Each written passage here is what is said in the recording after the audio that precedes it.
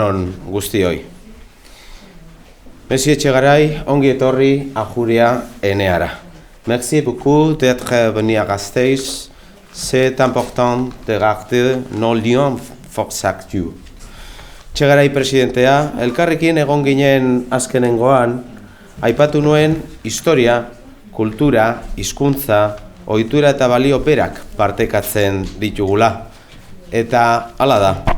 Naiz eta bi erakunde ezberdinen buruak izan, herri bera ordezkatzen dugu.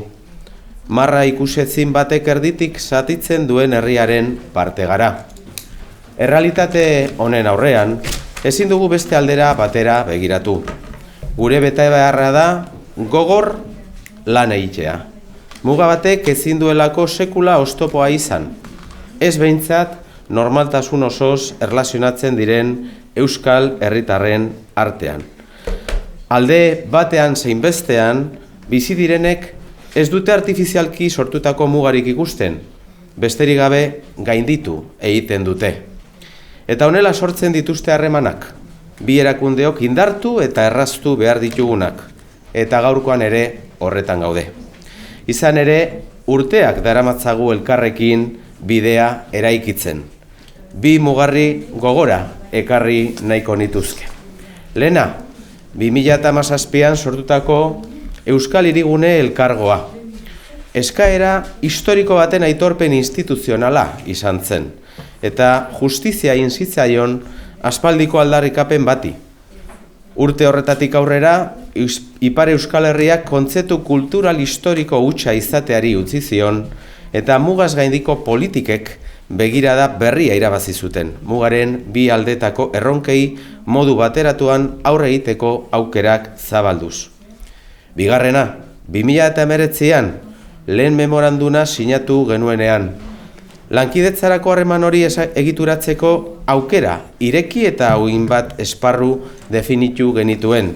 Mugikortasuna, garapen ekonomikoa, nekazaritza, kultura edota euskara, besteak beste. Eta horri esker, hainbat ekimen gauzatu ahal izan ditugu azken urte hauetan. Hendaiako elkartuketarako zentro multimodala, Euskal Sagardoa, Cidre du País Basque, Euskal Sagarnoa jatorria deitura babestua horretan lanean gabiltzala, transitoan doazen migratua duintasunez eta segurtasunez tratatzeko ekimenak eta beste hainbeste.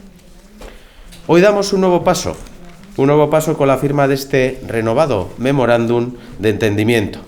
Facilitamos un poco más la relación entre personas que formamos parte de este mismo pueblo, pero que se encuentran con una línea imaginaria que dificulta la vida diaria.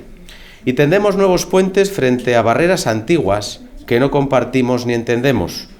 Creo que debemos aprovechar esta renovación del marco de colaboración para avanzar con más avinción y capacidad transformadora en los proyectos y relaciones compartidas a ambos lados del Bidasoa. Lo hacemos además en un momento preocupante para Europa.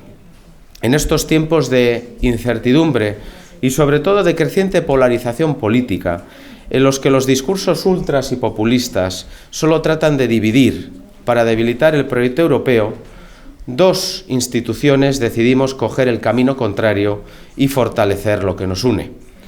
Creo que es un mensaje positivo que con total humildad lanzamos desde Euskal Herria, Hego e Ipar Euskal Herria, al viejo continente.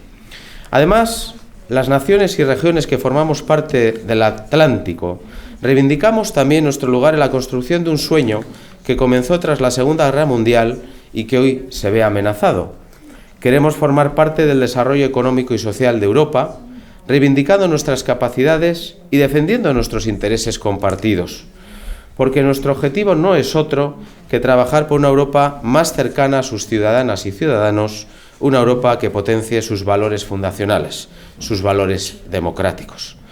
Por eso hoy respondemos a una necesidad tan básica como naturalizar y facilitar las relaciones transfronterizas, un reto de primer orden que nos interpela de manera directa a los vascos y vascas que vivimos a cada uno de los lados del Bidasoa, del norte y del sur.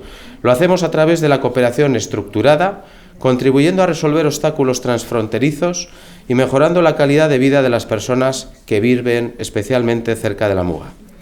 Berriz ere, eskerrik asko, Etxegarai presidente jauna, lankidetzarako lehen egunetik erakutsi duzun prestutasunagatik.